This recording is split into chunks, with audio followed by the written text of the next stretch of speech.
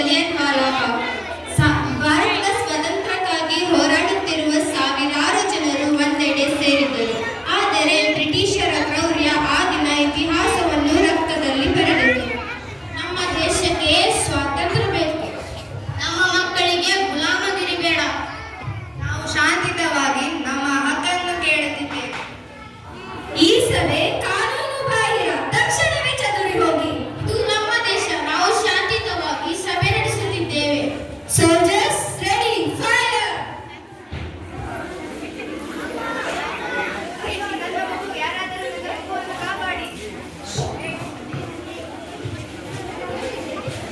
ನೂರಾರು ಜನರು ಪ್ರಾಣ ಕಳೆದುಕೊಂಡರು. ಸಾವಿರಾರು ಕುಟುಂಬಗಳು ಕಣ್ಣೀರಿನಲ್ಲಿ ಕೂಡಿದವು.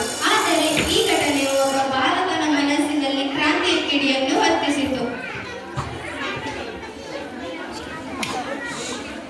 ದೇಶದ ಜನರ ರಕ್ತ. ಅವರು ಏನು ತಪ್ಪು ಮಾಡಿದ್ದರು? ಅವರು ಸ್ವಾತಂತ್ರ್ಯ ಕೇಳಿದ್ದರು. ಸ್ವಾತಂತ್ರ್ಯ ಕೇಳಿದರೆ ಕೊಲ್ಲುತ್ತಾರೆ. ಈ ಗುಲಾಮ ದೇಶದಲ್ಲಿ ನ್ಯಾಯ ಸಿಗುವುದಿಲ್ಲ ಮಗನೇ.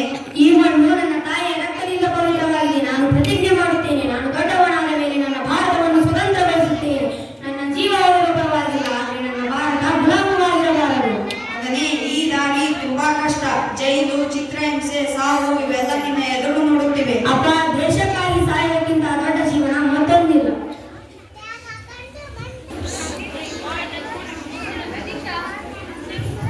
ಮಕ್ಕಳೇ, ದೊಡ್ಡವರಾದ ಮೇಲೆ ಯಾರು ಏನಾಗಬೇಕು? ನಾನು ಶಿಕ್ಷಕಿ ಆಗುತ್ತೇನೆ. ನಾನು ವೈದ್ಯ ಆಗುತ್ತೇನೆ. ನಾನು ರೈತನಾಗುತ್ತೇನೆ. ಭಗತ್ ಸಿಂಗ್, ನೀನು? ನಾನು ನನ್ನ ದೇಶವನ್ನು ಸ್ವತಂತ್ರಗೊಳಿಸುವ ಕ್ರಾಂತಿಕಾರಿ ಆಗುತ್ತೇನೆ. ನಿನಗೆ ಭಯವಾಗುವುದಿಲ್ಲವೇ? ನನ್ನ ತಾಯಿ ನನಗೆ ಜನ್ಮ ಕೊಟ್ಟಿದ್ದಾಳೆ. ನನ್ನ ಭಾರತ ತಾಯಿ ನನಗೆ ಬದುಕು ಅರ್ಥ ಕೊಟ್ಟಿದ್ದಾಳೆ. ಅವಳಿಗಾಗಿ ಸಹ ನನಗೆ ಹೆಮ್ಮೆ ಇದೆ.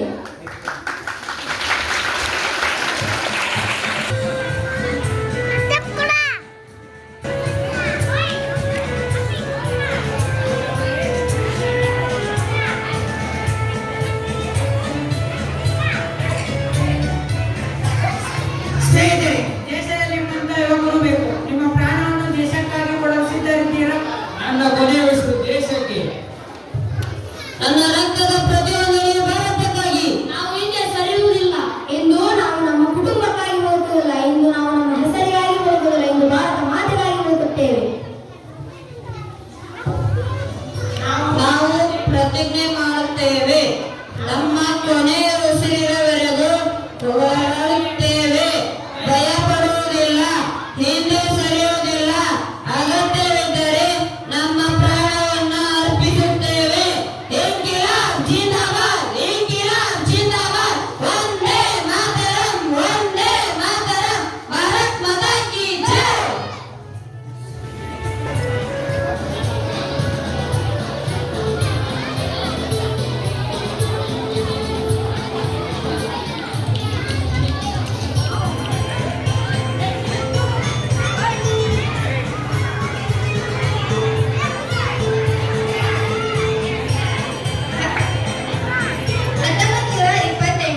ಭಾರತದ ಜನರ ಅಭಿಪ್ರಾಯವನ್ನೇ ಕೇಳದೆ ಬ್ರಿಟಿಷ್ ಸರ್ಕಾರ ಸೈಮನ್ ಕಮಿಷನ್ ಅನ್ನು ಭಾರತಕ್ಕೆ ಕಳುಹಿಸಿತು.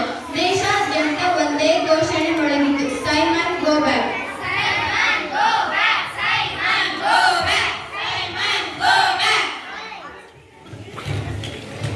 ಸಹೋದರರೇ, ಇದು ನಮ್ಮ ದೇಶ. ನಮ್ಮ ದೇಶದ ಭವಿಷ್ಯವನ್ನು ತೀರ್ಮಾನಿಸುವ ಹಕ್ಕು ನಮಗಿದೆ. ನಾವು ಶಾಂತಿಯುತವಾಗಿ ಪ್ರತಿಭಟನೆ ಮಾಡುತ್ತಿದ್ದೇವೆ. ಯಾರಿಗೆ ಹೆದರಬೇಡಿ.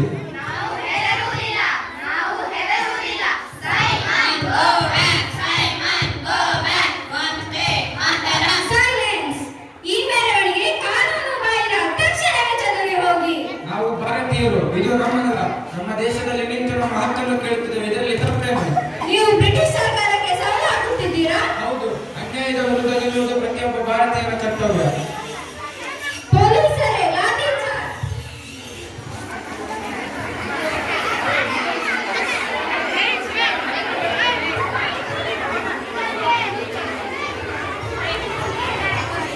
ಲಾಲಾಜಿ, ಲಾಲಾಜಿ, ಯಾರಾದರೂ ವೈದ್ಯರನ್ನು ಕರೆಯಿಸಿ. ಅಳಬೇಡ. ದೇಶಕ್ಕಾಗಿ ಹೋರಾಡುವವರಿಗೆ ಗಾಯಗಳು ಸಹಜ. ಲಾಲಾಜಿ, ನಿಮ್ಮ ಸ್ಥಿತಿಗೆ ಕಾರಣರಾದವರನ್ನು ನಾನು ಸುಮ್ಮನೆ ಬಿಡುವುದಿಲ್ಲ. ಕೋಪದಿಂದಲ್ಲ, ದೇಶ ಪ್ರೇಮದಿಂದ ಹೋರಾಡಿ. ನೆನಪಿಟ್ಟುಕೊಳ್ಳಿ, ನಮ್ಮ ದೇಹದ ಮೇಲೆ ಬಿದ್ದ ಪ್ರತಿಯೊಂದು ಲಾಠಿಯು ಬ್ರಿಟಿಷ್ ಸಾಮ್ರಾಜ್ಯದ ಶವಪೆಟ್ಟಿಗೆ ಮೇಲೆ ಹೊಡೆಯುವ ಕೊನೆಯ ಮಳೆ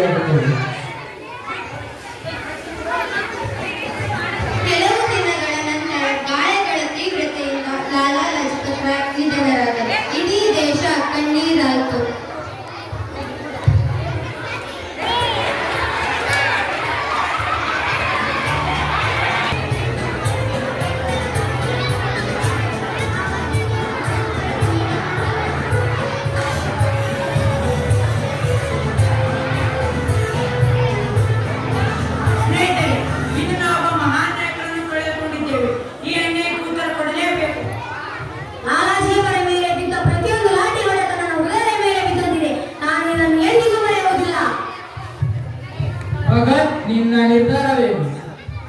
ನಾವು ಯಾರ ಮೇಲೆ ವೈಯಕ್ತಿಕ ದ್ವೇಷ ಹೊಂದಿಲ್ಲ. ದೇಶದ ನಾಯಕರನ್ನು ಹಿಡಿದುಕೊಳ್ಳುವ ಕ್ರೂರ ಅಧಿಕಾರಿಗಳಿಗೆ ಶಿಕ್ಷೆಯಾಗಲೇಬೇಕು.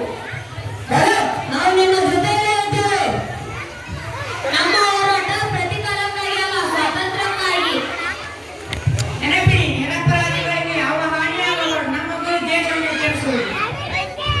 ಇಂದು ನಾನು ಪ್ರಮಾಣ ಮಾಡುತ್ತೇನೆ, ನನ್ನ ಕೊನೆಯ ಉಸಿರಿನವರೆಗೂ ಭಾರತಕ್ಕಾಗಿ ಹೋರಾಡುತ್ತೇನೆ. ಲಾಲಾಜಿಯವರ ತ್ಯಾಗ ವ್ಯರ್ಥವಾಗಲು ಬಿಡುವುದಿಲ್ಲ. ಇನ್ಕಿಲಾಬ್ ಜಿಂದಾಬಾದ್, ವಂದೇ ಮಾತರಂ, ವಂದೇ ಮಾತರಂ, ಭಾರತ್ ಮಾತಾ ಕಿ ಜೈ. ಸ್ನೇಹಿತರೆ, ನಮ್ಮ ದೇಶ ನಡೆಯುತ್ತಿರುವ ಅನ್ಯಾಯ ಇಡೀ ಜಗತ್ತಿಗೆ ತಿಳಿಸಬೇಕಾಗಿದೆ. ನಾವು ಭಯದಿಂದ ಮೌನವಾಗಿರುವುದಿಲ್ಲ. ನಮ್ಮ ಹೋರಾಟ ಯಾರ ಮೇಲೆ ದೇಶಕ್ಕಾಗಿ ಅಲ್ಲ, ಸ್ವಾತಂತ್ರ್ಯಕ್ಕಾಗಿ ಮತ್ತು ನ್ಯಾಯಕ್ಕಾಗಿ. ಆ ದಿನಕ್ಕಾಗಿ ನಾವು ಹೆಮ್ಮೆಯಿಂದ ಎಲ್ಲವನ್ನು ಅರ್ಪಿಸುತ್ತೇವೆ.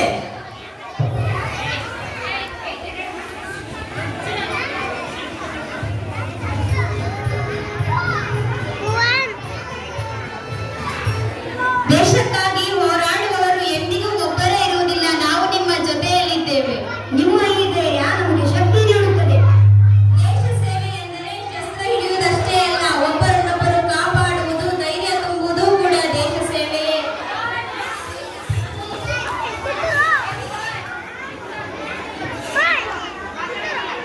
ಭಗತ್ ಸಿಂಗ್, ನೀವು ಬಂಧಿತರಾಗಿದ್ದೀರಿ. ನಾನು ಓಡಿ ಹೋಗುವುದಿಲ್ಲ. ಜನರ ಮುಂದೆ ನನ್ನ ವಿಚಾರಗಳನ್ನು ಹೇಳುವ ಅವಕಾಶ ಸಿಕ್ಕರೆ ಸಾಕು. ಸತ್ಯವನ್ನು ಬಂಧಿಸಲು ಸಾಧ್ಯವಿಲ್ಲ.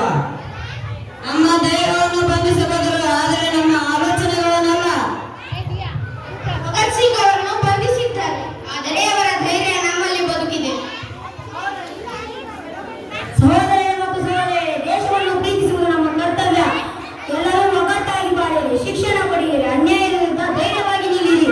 ನನ್ನ ಜೀವನ ಮುಗಿಯಬಹುದು, ಆದರೆ ಭಾರತ ದೇಶದ ಸ್ವಾತಂತ್ರ್ಯದ ಕನಸು ಎಂದಿಗೂ ಮುಗಿಯುವುದಿಲ್ಲ.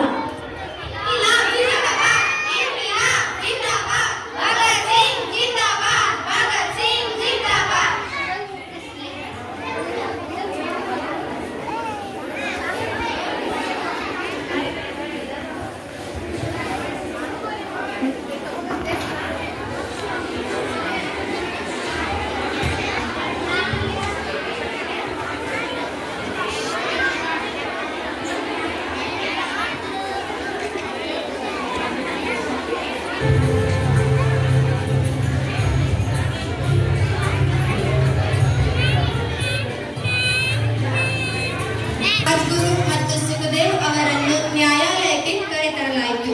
ನ್ಯಾಯಾಲಯದವರೆಗೆ ಸಾವಿರಾರು ಜನರು ಅವರ ಬೆಂಬಲಕ್ಕೆ ಸೇರಿದ್ದರು.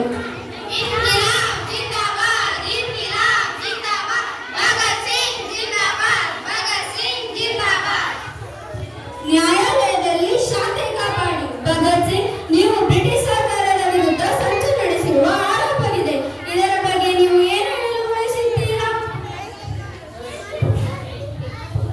ನಾನು ನನ್ನ ದೇಶವನ್ನು ಪ್ರೀತಿಸಿದ್ದೇನೆ. ಅದು ಅಪರಾಧವಾದರೆ ಆ ಅಪರಾಧವನ್ನು 1000 ಬಾರಿ ಮಾಡುತ್ತೇನೆ. ನೀವು ಬ್ರಿಟಿಷ್ ಸರ್ಕಾರದ ವಿರುದ್ಧ ಜನರಿಗೆ ಪ್ರಬೋಧಿಸಿದ್ದೀರಾ? ನಾನು ಯಾರಿಗೂ ದ್ವೇಷ ಕಲಿಸಿಲ್ಲ. ಭಾರತೀಯರಲ್ಲಿ ಸ್ವಾಭಿಮಾನ ಮತ್ತು ಸ್ವತಂತ್ರದ ಮೌಲ್ಯವನ್ನು ನೆನಪಿಸಿದೆ. ನಿಮ್ಮ ಜೀವನದ ಮೇಲೆ ನಿಮಗೆ ಭಯವಿಲ್ಲವೇ? ಸಾವಿಗೆ ಭಯಪಡುವವನು ದೇಶಕ್ಕಾಗಿ ಬದುಕಲು ಸಾಧ್ಯವಿಲ್ಲ. ನಮ್ಮ ದೇಶ ಒಂದು ದಿನ ಖಂಡಿತ ಸ್ವತಂತ್ರವಾಗುತ್ತದೆ. ಆ ದಿನಕ್ಕಾಗಿ ನಾವು ಹೆಮ್ಮೆಯಿಂದ ಎಲ್ಲವನ್ನು ಅರ್ಪಿಸುತ್ತೇವೆ.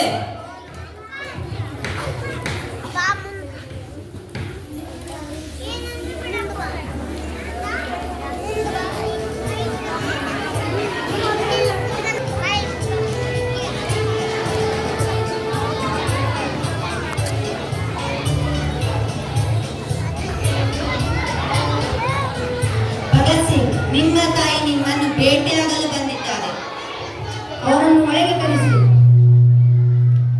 ಮಗನೇ, ಹೇಗಿದ್ದೀಯಾ? ಅಮ್ಮ, ನಾನು ಚೆನ್ನಾಗಿದ್ದೇನೆ. ನೀವು ಈ ರೀತಿ ಅಳಬಾರದು. ನಿನ್ನನ್ನು ಈ ಪರಿಸ್ಥಿತಿಯಲ್ಲಿ ನೋಡಲು ನನ್ನ ಹೃದಯ ಬಡಿಯುತ್ತಿದೆ. ನಾನೊಬ್ಬನೇ ನಿಮ್ಮ ಮಗನಲ್ಲ. ಈ ದೇಶದ ಎಲ್ಲ ಯುವಕರು ನಿಮ್ಮ ಮಕ್ಕಳೇ. ಅವರನ್ನು ಧೈರ್ಯಶಾಲಿಗಳಾಗಿ ಬೆಳೆಸಿ. ಮಗನೇ, ನನಗೆ ನಿನ್ನ ಬಗ್ಗೆ ತುಂಬಾ ಹೆಮ್ಮೆ ಇದೆ. ಅಪ್ಪ, ನಿಮ್ಮ ಮಗನಾಗಿ ಹುಟ್ಟಿದ್ದಕ್ಕೆ ನನಗೆ ಹೆಮ್ಮೆ ಇದೆ. ಭಾರತ ಮಾತೆಯ ಮಗನಾಗಿ ಸಾಲೋದಕ್ಕಿಂತ ಇನ್ನಷ್ಟು ಹೆಮ್ಮೆ ಇದೆ. ನಾನು ಅಳುವುದಿಲ್ಲ. ನಿನ್ನ ಧೈರ್ಯವೇ ನನ್ನ ಶಕ್ತಿ. ಶಕ್ತಿ. ನೀನು ನನ್ನ ಮಗ ಮಾತ್ರವಲ್ಲ, ಈ ದೇಶದ ಮಗ. ನಾನು ಹೋದ ನಂತರ ಯಾರೂ ಹೇಳಬಾರದು ಭಾರತ ಮಾತೆಗೆ ಜಯವಾಗಲಿ ಎಂದು ಹೇಳಬೇಕು. ಹೇಳುತ್ತೇನೆ ಮಗನೇ, ಭಾರತ ಮಾತೆಗೆ ಜಯವಾಗಲಿ. ಮಗ, ನಾಳೆ ಬೆಳಗ್ಗೆ ರಾಜ್ಗುರು, ನಾವು ಸಾಯುವುದಿಲ್ಲ. ನಮಗೆ ಒಂದೇ ನೋವು, ಸ್ವಾತಂತ್ರ್ಯ ಭಾರತವನ್ನು ಕಣ್ಣಾರೆ ನೋಡಲು ಆಗಲಿಲ್ಲ. ನಾವು ನೋಡದ ಭಾರತವನ್ನು ಮುಂದಿನ ಪೀಳಿಗೆ ನೋಡುತ್ತದೆ. ಅದೇ ನಮ್ಮ ಗೆಲುವು.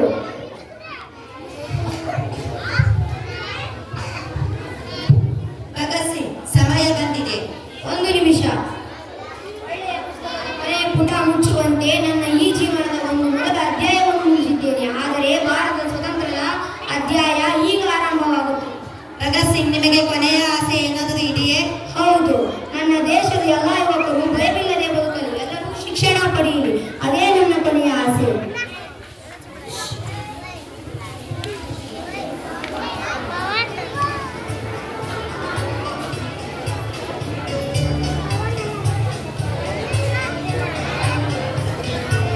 ಸಿದ್ಧವೇ ಸ್ನೇಹಿತರೆ? ನಾವು ಯಾವಾಗಲೂ ಸಿದ್ಧ. ಇಂದು ನಾವು ಸೋಲುತ್ತಿಲ್ಲ. ನಮ್ಮ ತ್ಯಾಗದಿಂದ ಭಾರತ ಗೆಲ್ಲುತ್ತದೆ.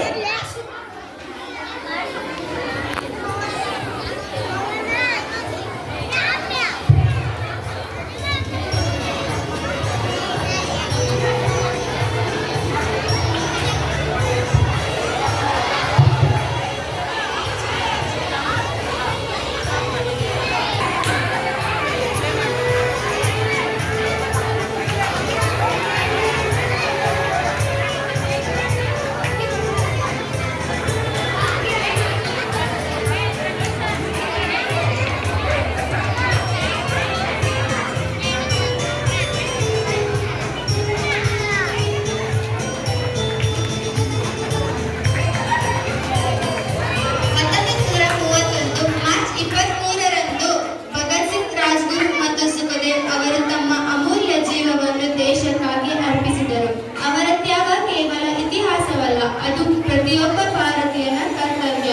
ದೇಶವನ್ನು ಪ್ರೀತಿಸುವುದು ಎಂದರೆ ಪ್ರಾಮಾಣಿಕವಾಗಿ ಬದುಕುವುದು, ಕಾನೂನನ್ನು ಗೌರವಿಸುವುದು, ಒಗ್ಗಟ್ಟನ್ನು ಬೆಳೆಸುವುದು ಹಾಗೂ ದೇಶದ ಅಭಿವೃದ್ಧಿಗಾಗಿ ಕೈ ಜೋಡಿಸುವುದು.